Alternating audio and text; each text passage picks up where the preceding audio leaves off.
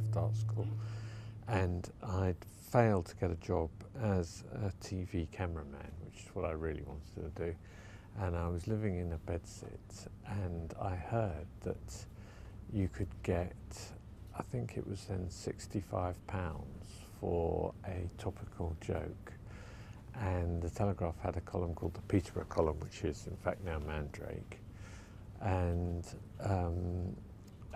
if you dropped off an envelope of topical jokes every day, they'd consider printing them. And so I started dropping off an envelope of jokes 6 days a week. And it took me weeks and weeks and weeks to get one in, and eventually one appeared.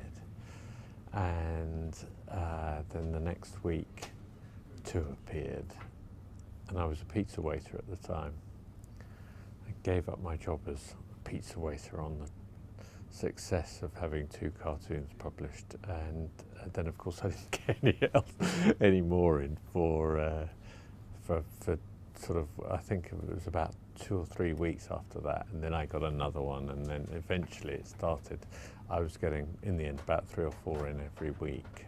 Whenever I dropped off an envelope of cartoons, I'd sort of hang around a bit, and that's when I heard that the editor was writing a front page apology because the newspaper had printed the wrong date on the front page, and they needed a cartoon to go with it, and that was on the 25th of February 1988, and that was my very first front page cartoon that went with the apology.